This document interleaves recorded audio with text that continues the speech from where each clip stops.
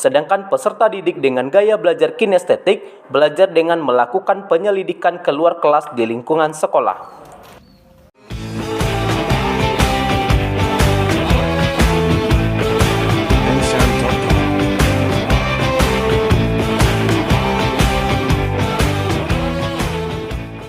Assalamualaikum warahmatullahi wabarakatuh. Salam Bapak Guru Hebat.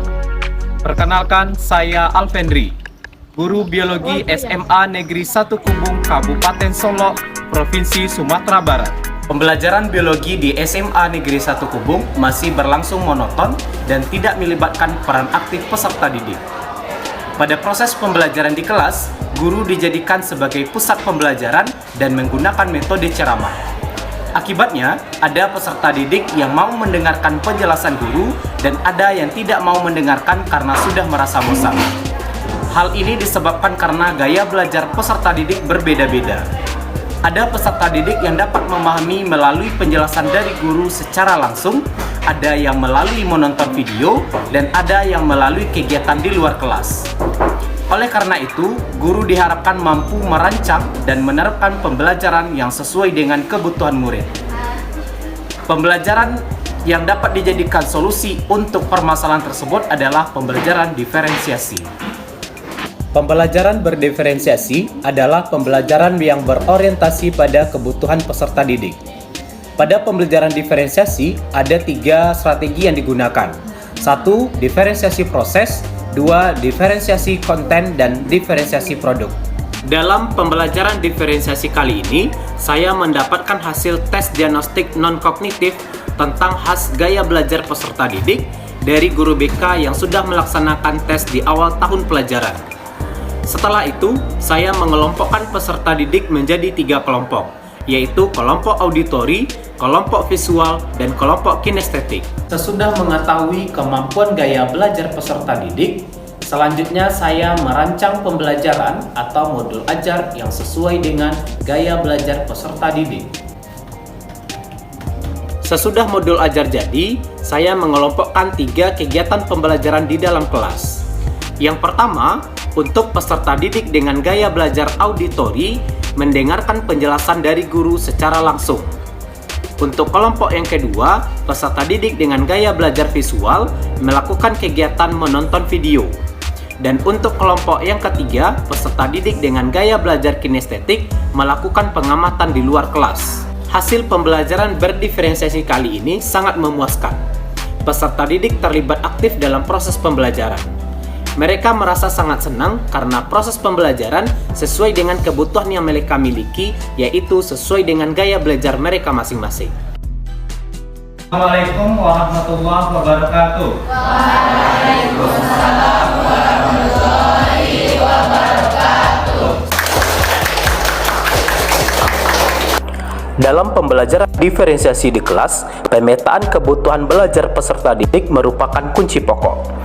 Pemetaan kebutuhan belajar peserta didik berdasarkan 3 aspek, yaitu kesiapan belajar, minat belajar, dan profil belajar peserta didik.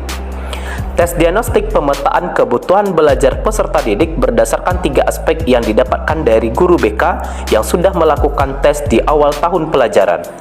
Berdasarkan analisis gaya belajar, terdapat 3 kelompok peserta didik, yaitu kelompok auditori, visual, dan kinestetik. Diferensiasi konten yang saya lakukan yaitu menyiapkan berbagai sumber belajar untuk peserta didik dengan model pembelajaran problem-based learning. Fase pertama ialah orientasi masalah. Pada fase ini, saya memberikan permasalahan kepada peserta didik untuk dianalisis. Fase yang kedua yaitu mengorganisasikan peserta didik untuk belajar. Dan fase ketiga yaitu membimbing penyelidikan kelompok. Diferensiasi proses yang saya lakukan yaitu peserta didik bebas melakukan aktivitas belajar sesuai dengan gaya belajar yang disukai. Peserta didik dengan gaya belajar auditori belajar mendengarkan penjelasan langsung dari guru. Peserta didik dengan gaya belajar visual belajar melalui video. Sedangkan peserta didik dengan gaya belajar kinestetik belajar dengan melakukan penyelidikan keluar kelas di lingkungan sekolah. Fase keempat yaitu menyajikan dan mengembangkan hasil karya. Pada tahap ini, saya melakukan diferensiasi produk. Peserta didik bebas memilih dan menyajikan hasil belajarnya. Fase kelima yaitu menganalisa dan mengevaluasi proses pemecahan masalah. Pada tahap ini, saya dan peserta didik menyimpulkan hasil pemecahan masalah serta melakukan evaluasi hasil belajar peserta didik. Di akhir pembelajaran, guru dan peserta didik melakukan refleksi. Hasil refleksi menunjukkan semua peserta didik merasa senang dengan pembelajaran yang sudah dilakukan. Fadila Putri Maniar dari kelas kedua dari SMA Aisyah Tukubung. Saya sangat senang belajar di luar kelas dikarenakan saya bisa mengamati langsung ekosistem yang ada di sekitar saya. Terima kasih Bapak. Perkenalkan, nama saya Muhammad Farhan Ramadan dari kelas 2 SMA Negeri 1 Gubung.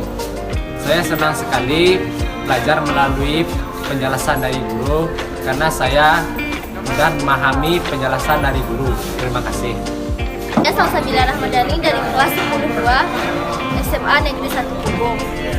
Saya sangat senang belajar dengan video karena saya dapat memahami materi melalui video.